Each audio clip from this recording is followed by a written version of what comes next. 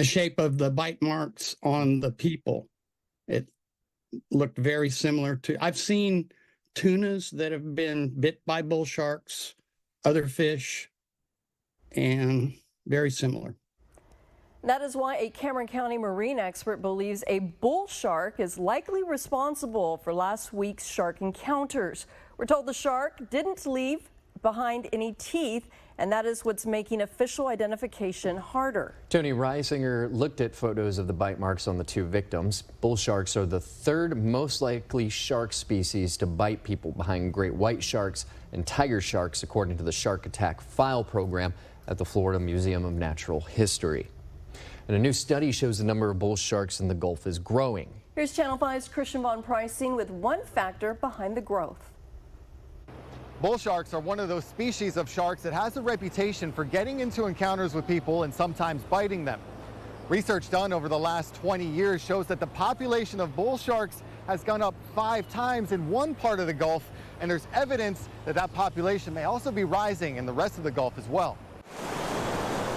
Thursday at South Padre Island, a week after the shark attacks that startled many people. Some people are back in the water. And farther up the Gulf Coast, some are wading out into the surf in hopes of catching fish. Now we've made it and just trying everything out. Tony Broden, here with his family for the week from the Dallas area, is familiar with sharks swimming close to the surf. They're attracted to the kind of fish that they're fishing for, often called bait fish.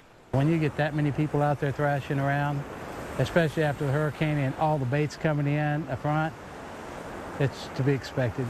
New research released this year looked at the population of one shark species in particular over the course of 2 decades. Researchers found the population is multiplying. The relative abundance of the bull sharks, of the juvenile bull sharks, increased on average about 5-fold over the last 20 years off the coast of Alabama. Lindsay Mullins was the lead researcher on that project. She and her colleagues looked at fish surveys done by the Alabama Department of Conservation and Natural Resources. Year after year, the number of bull sharks counted increased. Mullins says previous research in Texas shows the same trend. I definitely suspect that this is not something that is going to be just affecting the coast of Alabama. It's going to be a Gulf-wide thing wherever bull sharks are found. The research team tracks several factors that affect sharks, including salts and oxygen levels, water depth, and more. She says the most clear factor that corresponded to an increase in the shark population was the rising water temperatures in the Gulf.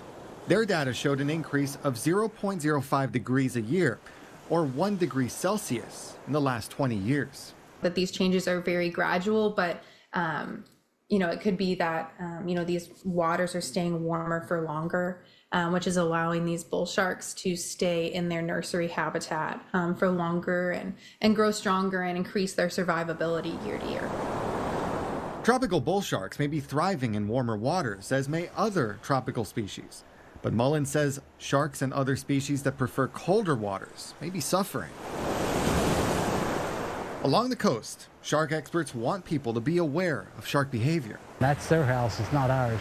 Sharks are present, and some populations are growing. Christian Von Preissing, Channel 5 News.